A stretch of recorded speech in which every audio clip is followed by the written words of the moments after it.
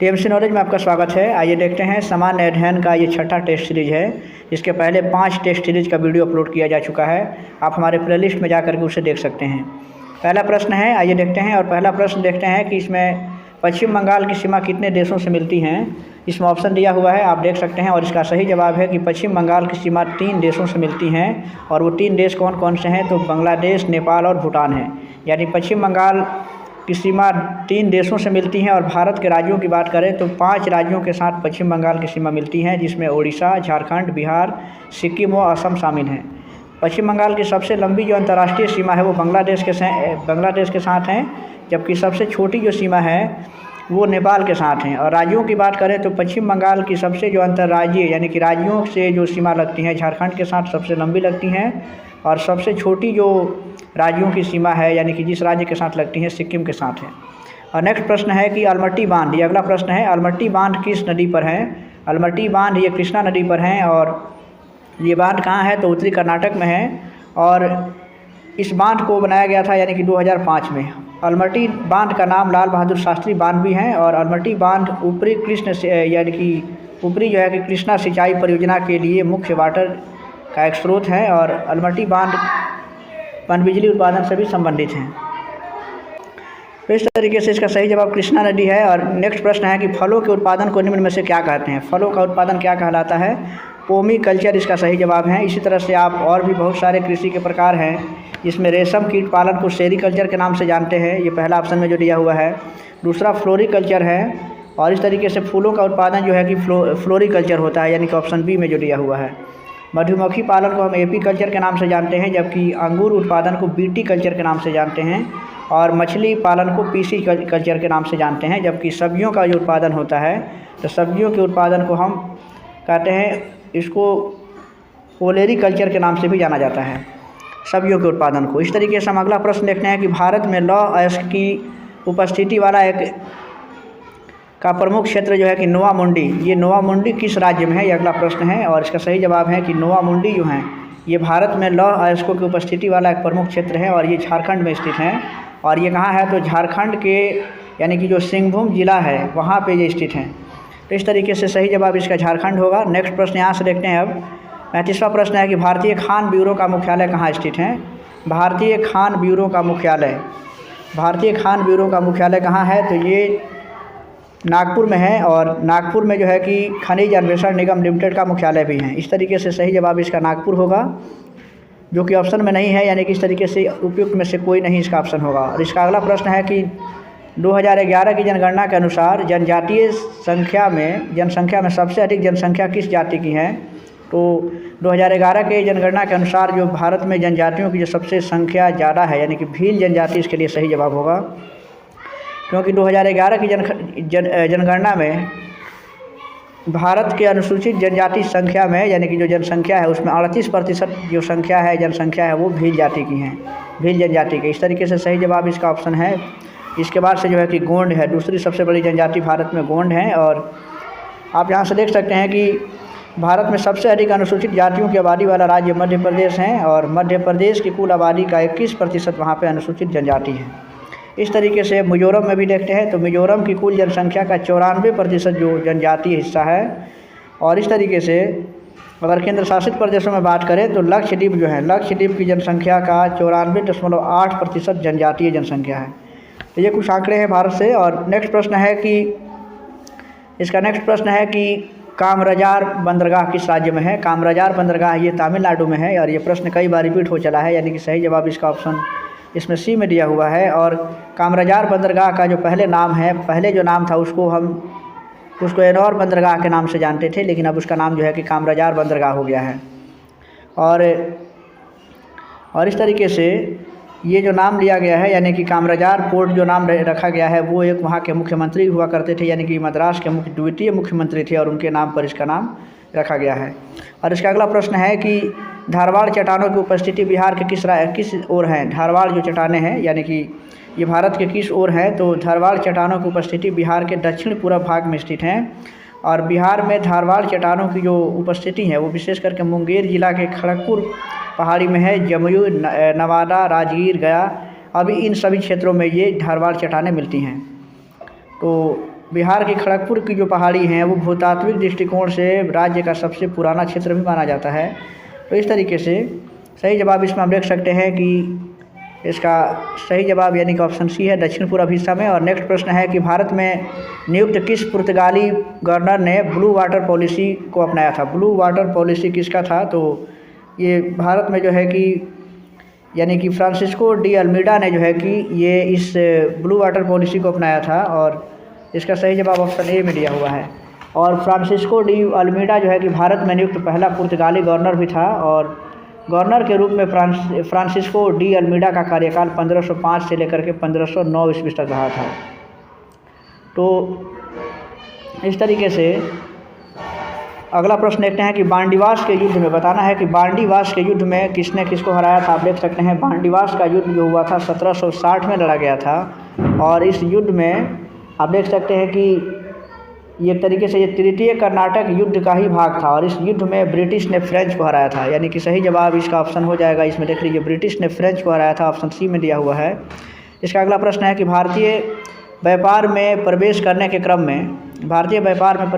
क्रम में आधार पर प्रमुख यूरोपीय शक्तियों का सही क्रम बताना है कि क्या है, माने कि शुरू से लेके और बाद तक का क्रम क्या है, सबसे पहले कौन आए फिर उसके बाद कौन आए, ये बताना है।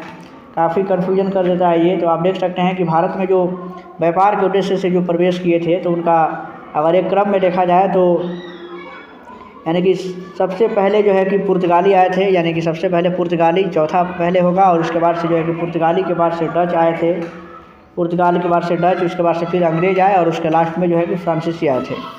पुर्तगाली, डच, अंग्रेज और उसके बाद से फ्रांसीसी। तो इस तरीके से हम देख सकते हैं यहाँ पे कूट के हिसाब से इसका आंसर इसमें कोई भी नहीं दिया हुआ है, यानी कि ऑप्शन ई इसके लिए सही जवाब होगा, यानी कि ऑप्शन ई उपयुक्त में से कोई नहीं, क्योंकि सबसे पहले जो है कि 4, उसके बाद से आप देख सकते हैं इसमें ऑप्शन में कि सबसे पहले पुर्तगाली फिर डच, जो कि डच दिया हुआ है 2 में, 4 के बाद 2 आना चाहिए, और इसके बाद से अंग्रेज यानी कि 1 आना चाहिए, लेकिन यहाँ पे नहीं दिया। इस तरीके से ऑप्शन ए में सही जवाब है। आप इसके बाद से देख सकते हैं यहाँ से अगला प्रश्न है कि मूल शिक्षा की वर्धा योजना कब की है? मूल शिक्षा की जो वर्धा योजना है वो कब की है? तो 1937 की है, और 1935 के जो भारत शासन अधिनियम था इसके तहत प्रांतों में पूर्ण स्वायत्तता प्रदान की गई थी, और 1937 में इसी प्रांत में लोकप्रिय मंत्री परिषद कार्य करने लगी थी। इस तरीके से सही जवाब है कि इस समय महात्मा गांधी ने अपने पत्र में हरिजन लेखों की एक श्रृंखला प्रकाशित की थी, और उसमें शिक्षा योजना का प्रस्ताव भी किया था। मौलिक शिक्षा यानी कि बेसिक शिक्षा या आधारभूत शिक्षा अथवा वर्धा, उसको ये शिक्षा की यानी कि वर्धा योजना उसका नाम दिया गया था। सही जवाब इसका 1937 होगा। नेक्स्ट है कि भारत में पहली बार समाचार पत्रों पर प्रतिबंध या नियंत्रण कब लागू किया गया था? भारत में सबसे पहले समाचार पत्रों पर यानी कि जो सेंसर बोर्ड लगा था, यानी कि 1789 ईस्वी में सेंसरशिप ऑफ प्रेस एक्ट 1799 में लागू किया गया था, और इसका ऑप्शन इसमें ए दिया हुआ है। तो इसका नेक्स्ट प्रश्न यहाँ से देख सकते हैं कि निम्नलिखित संगठनों में से किसने शुद्धि आंदोलन का समर्थन किया था? शुद्धि आंदोलन का समर्थन किसने किया था? आर्य समाज इसके लिए सही जवाब होगा। और जो कि स्वामी दयानंद सरस्वती ने धर्म परिवर्तन कर चुके हिंदू लोगों को पुनः हिंदू धर्म में लौटाने के लिए शुद्धि आंदोलन चलाया था, यानी कि सही जवाब आर्य समाज होगा। आप जानते हैं कि आर्य समाज की स्थापना स्वामी दयानंद सरस्वती ने 1875 में किया था, और मुंबई में किया था। और इसका अगला प्रश्न है कि निम्नलिखित में से किसने 1920 में नागपुर के भारतीय राष्ट्रीय कांग्रेस के अधिवेशन में असहयोग के प्रस्ताव को प्रस्तावित किया था? 45वां प्रश्न है, काफ़ी अच्छा प्रश्न है, और इसका सही जवाब यानी कि CR दास होगा, यानी कि जो ये इसका सही जवाब है। और दिसंबर 1920 में कांग्रेस के नागपुर अधिवेशन में असहयोग के लिए प्रस्ताव को इसमें पारित किया गया था। और इस तरीके से हम देख सकते हैं इसके आगे के प्रश्नों को कि मुपल्ला विद्रोह, ये देख लीजिएगा, मुपल्ला विद्रोह निम्न में से किस आंदोलन की एक शाखा थी? ये बताना है। 46वां प्रश्न है। और मुपल्ला आंदोलन जो है वो खिलाफत आंदोलन की एक शाखा के रूप में चली थी, और केरल के मुपल्ला किसानों ने यानी कि जो वहाँ के रैयत थे मुपल्ला के स्थानीय जमींदारों के विरुद्ध हिंसक आंदोलन चलाया था, और जिसे मुपल्ला विद्रोह के नाम से भी जाना जाता है। मुपल्ला किसान ये किस समुदाय से थे? तो जो मुपल्ला किसान थे ये विशेष करके मुस्लिम समुदाय से थे, और मुपल्ला आंदोलन 1921 में शुरू हुआ था। और केरल के मुपल्ला किसानों ने स्थानीय जमींदारों एवं अंग्रेज़ों के दानों के विरुद्ध दोनों के विरुद्ध जो है कि हिंसक विरोध किया था, और एक आंदोलन चलाया था। तो इस तरीके से इसमें उसके विद्रोह के जो नेता थे, यानी कि आप देख सकते हैं कि इसका ऑप्शन क्या हो सकता है, यानी कि ऑप्शन ए है, यानी खिलाफत आंदोलन का एक हिस्सा था। और इसमें मुपल्ला विद्रोह का जो नेता कौन थे, तो इसमें अली मुस्लियार और ये जो है कि कुंज मोहम्मद काजी आदि इसके जो विद्रोह के नेता रहे थे। और इसका नेक्स्ट प्रश्न है कि निम्नलिखित में से साइमन कमीशन का कौन एक सदस्य उदारवादी दल का था, उदारवादी दल इसमें लिखा हुआ है। तो साइमन कमीशन का कौन सा एक सदस्य उदारवादी दल का था, ऑप्शन आपके सामने है और इसका सही जवाब हो जाएगा, यानी कि जॉन साइमन जो है वो उदारवादी दल के सदस्य थे, जो साइमन कमीशन में थे। साइमन कमीशन का अध्यक्ष थे वो। और साइमन कमीशन का जो गठन हुआ था इंग्लैंड में हुआ था, और कब हुआ था, 1927 में हुआ था। और साइमन कमीशन से बहुत सारे प्रश्न ये आ चुके हैं। और 1928 में 3 फरवरी 1928 को साइमन कमीशन भारत आया था। आप जानते हैं कि साइमन कमीशन में 7 लोग थे और उसमें से एक भी भारतीय नहीं था, और इसीलिए साइमन कमीशन के भारत आने पर भारतीयों ने इसके खिलाफ काले झंडे दिखाए थे और इसका विरोध किया था। और इस तरीके से हम देख सकते हैं यहाँ पे कि नेक्स्ट यहाँ से प्रश्न देख सकते हैं कि पंजाब केसरी की उपाधि किसको दी गई थी।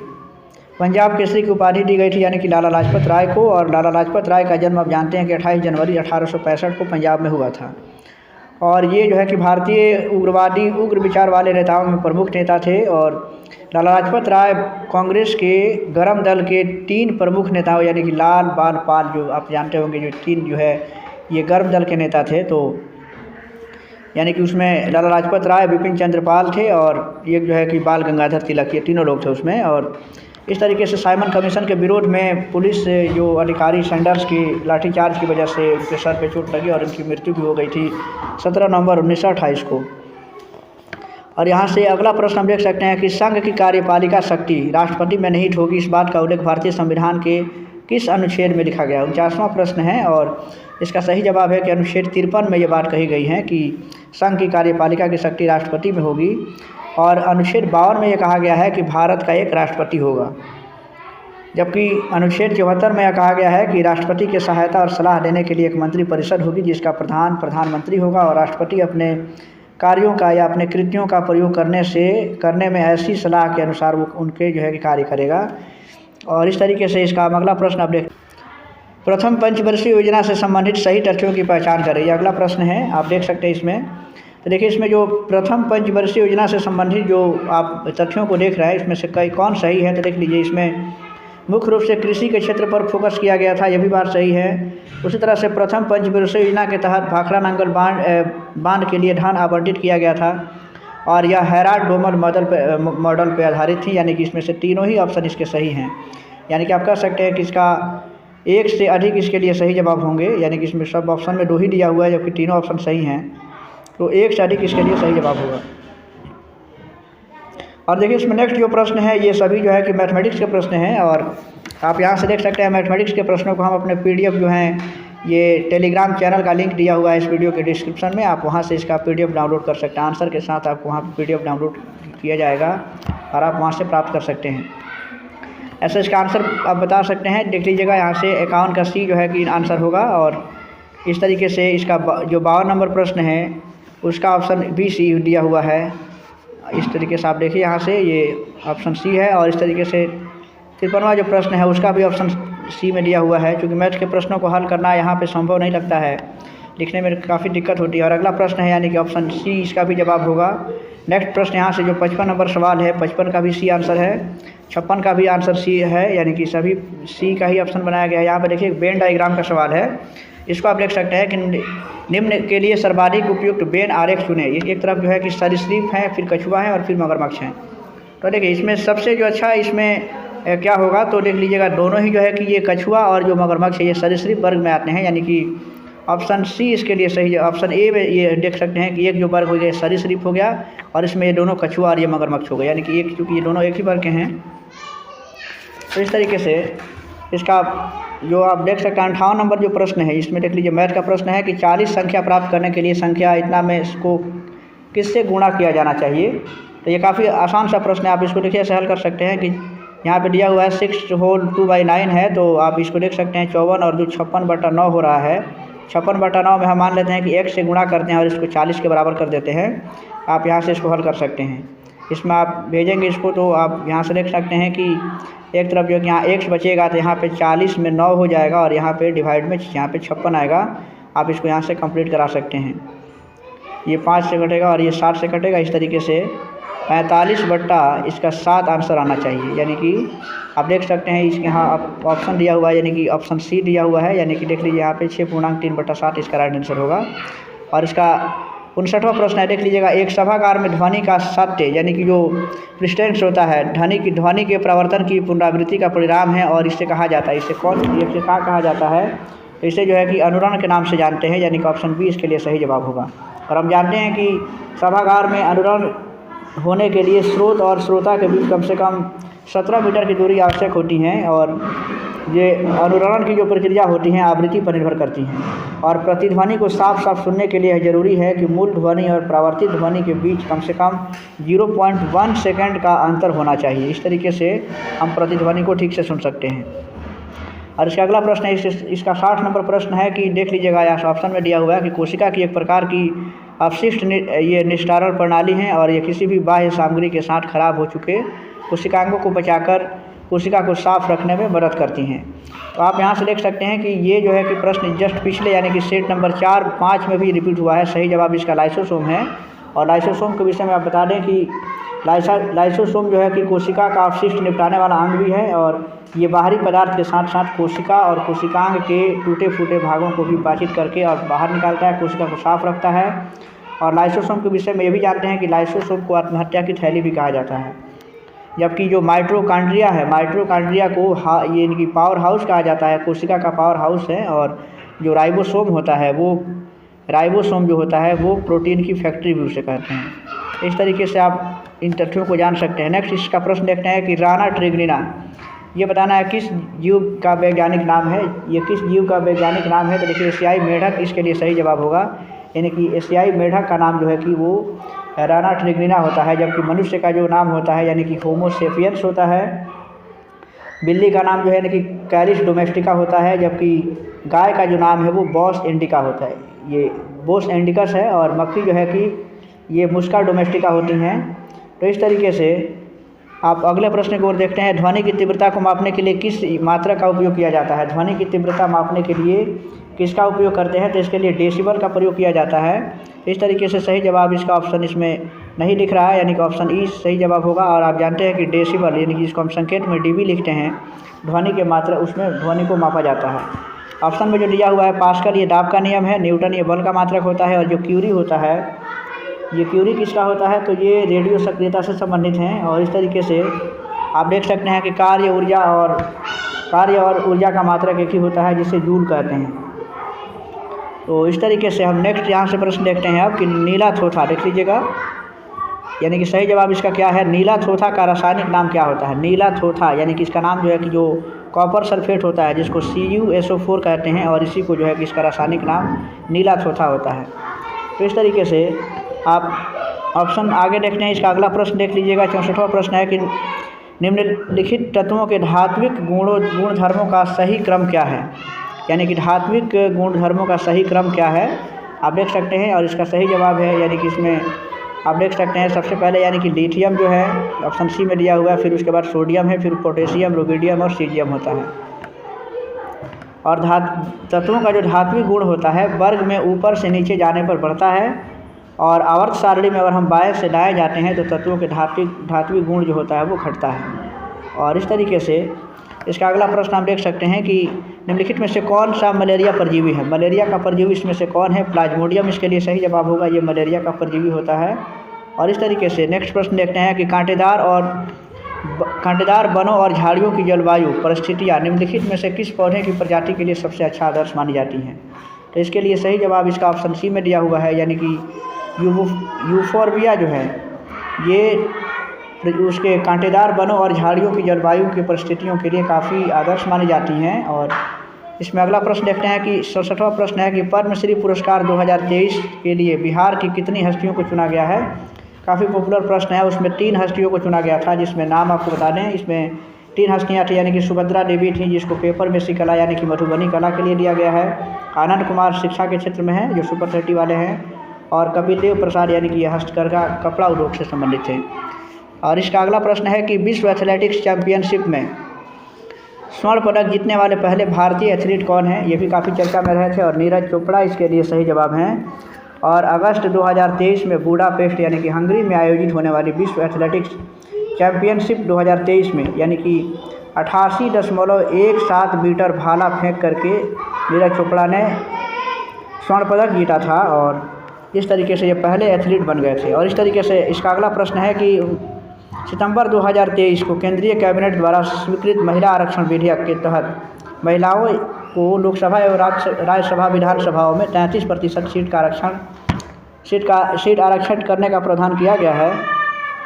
ये बताना है कि इसके लिए कौन सा संशोधन इसके लिए सही होगा। तो इसके लिए हम बता दें कि 128वां ये संविधान संशोधन जो है, यहाँ पे देखिए ऑप्शन में यहाँ पे आपको मिलेगा, यानी कि ऑप्शन यहाँ पे दिया हुआ है। तो इसमें 128वां संशोधन ये था संविधान का और इसके तहत इस विधेयक को लोकसभा के पटल पे रखा गया था।